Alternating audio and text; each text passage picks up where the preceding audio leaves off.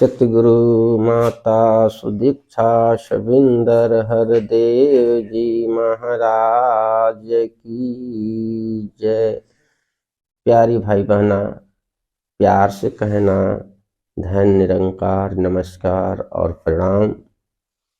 परम पिता परमात्मा कण कण तेरा वास सहनसा बाबा अवतार सिंह जी महाराज ने संपूर्ण अवतार वाणी के पहले पेज पर ही दर्शाया कि परम पिता परमात्मा ईश्वर, जिसे हम भगवान के नाम से जानते हैं, यह कण कण वासी है।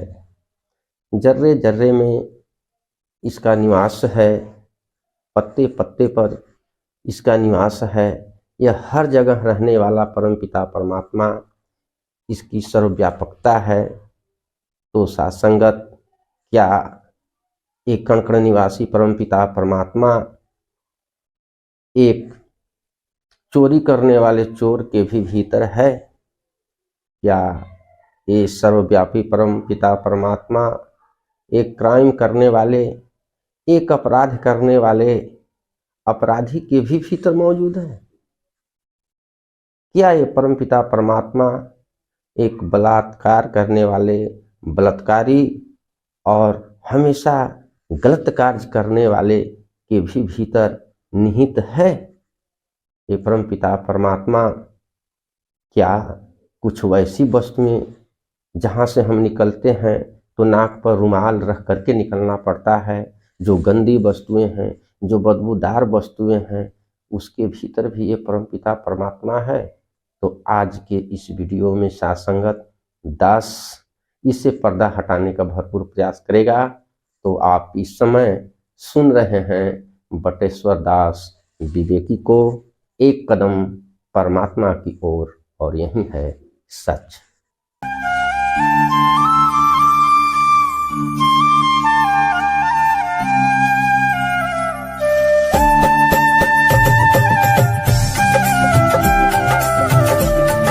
आओ सासंगत, परम पिता परमात्मा सच में परम पिता परमात्मा की जो मौजूदगी है हर जगह है। खाली के भिन खाली नहीं, सुई धरन के ठौर, ऐसा ग्रंथों ने लिखा है। ग्रंथों में इसका जिक्र है कि प्रभु व्यापक सर्वत्र समान। ग्रंथों ने साथ संगत ऐसा लिखा है कि सी राम मैं सब जग जानी। ग्रंथों ने लिखा है कि सर्वम खलविदम ब्रह्म नेह नानास्ति किंचिन, और ग्रंथों ने ही लिखा है एकयो ब्रह्म द्वितीयो नास्ति, अहम ब्रह्मस्मि तत्त्वमसि सी। यानी इस ईश्वर, इस निरंकार की व्यापकता को हर जगह जो है ग्रंथों ने लिखा है कि कोई भी ऐसा जगह नहीं है जहां ये परम पिता परमात्मा का निवास नहीं हो। और तो और ये प्रभु परमात्मा ने सृष्टि में 4 प्रकार के जीवों का निर्माण किया। अंडज, अंडे से पैदा होने वाले जो जीव होते हैं।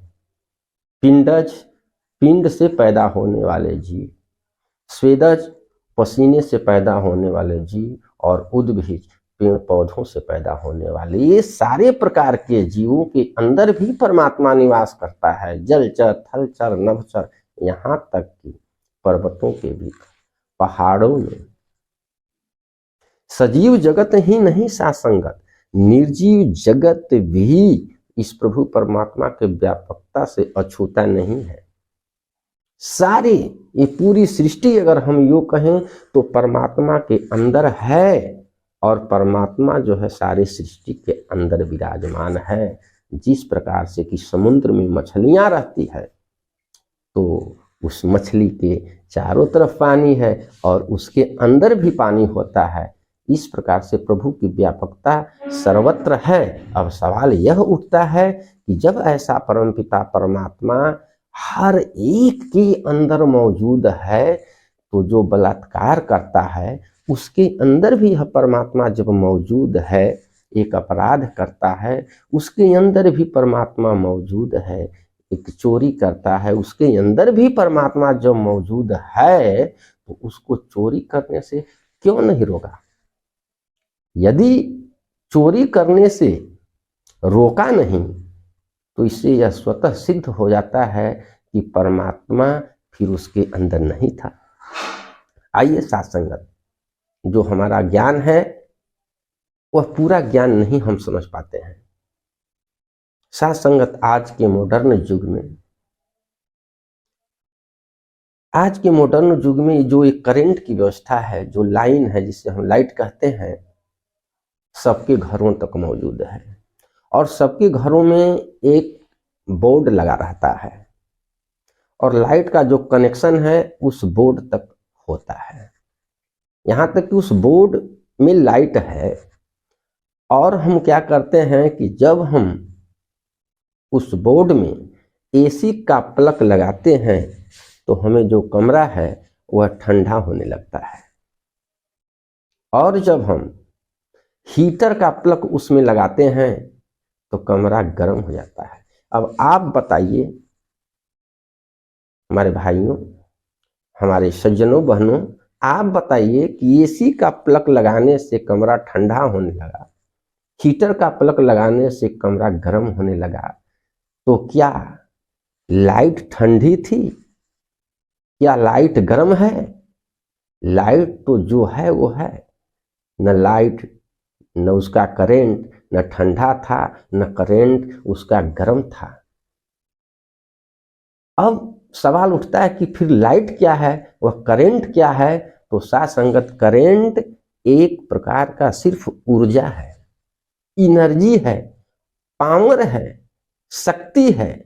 वह जो है शक्ति देता है और उसकी मात्र मौजूदगी से वो पावर देता है और सारे जितने सिस्टम होते हैं, उसके जो फीचर होते हैं, वह काम करना शुरू कर देते हैं। और उस फीचर में, उस सिस्टम में उसका स्ट्रक्चर इस ढंग से बनाया गया होता है, इस ढंग से बनाया गया होता है कि एसी का अगर प्लग हम उसको लगाते हैं तो एसी के प्लग लगाने से उसका स्ट्रक्चर उस ढंग से काम करना शुरू कर देता है कि वो रूम जो है ठंडा होने लगता है।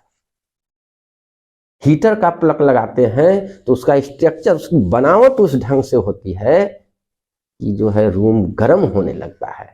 लेकिन जो करंट है न ठंडा होता है न गर्म होता है।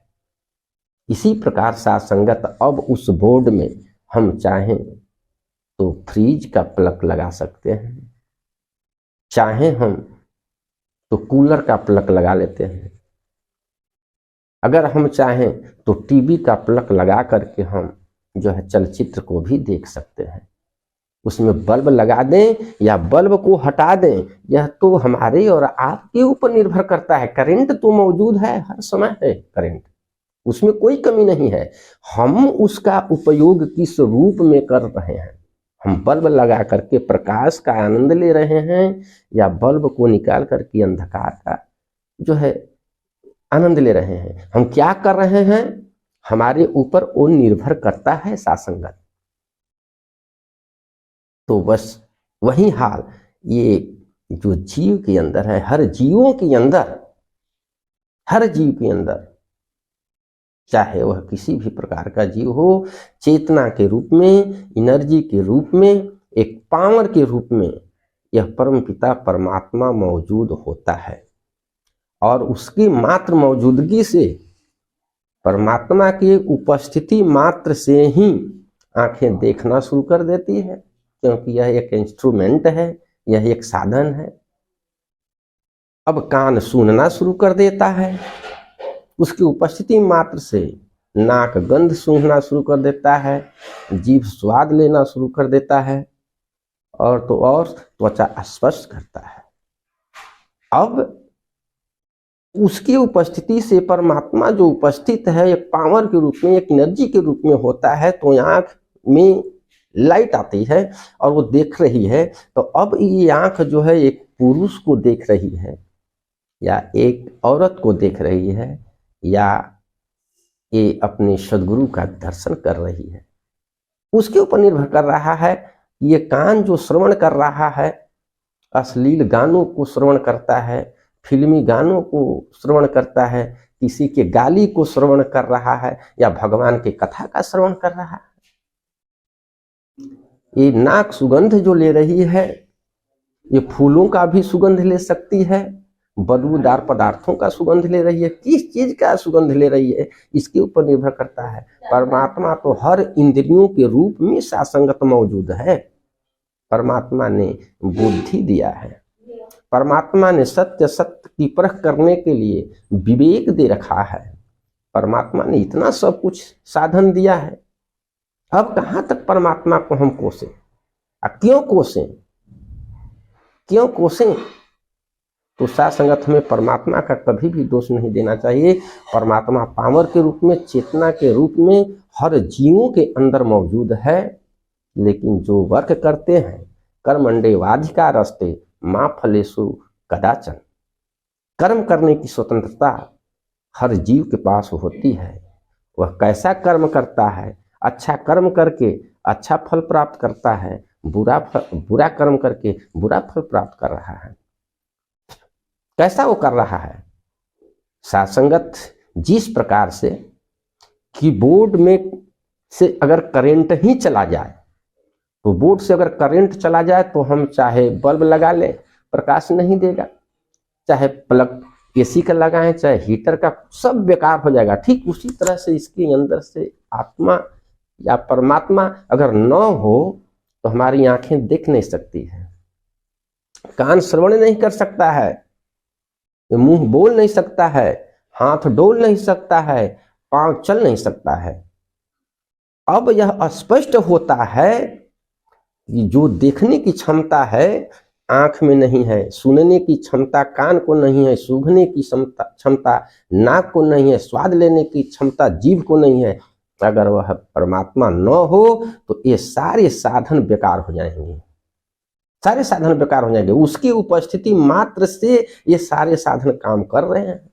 जैसे माइक का माइक्रोफोन होता है, उसमें करंट है तो माइक्रोफोन काम कर रहा है, अगर करंट नहीं है तो माइक्रोफोन काम नहीं करेगा।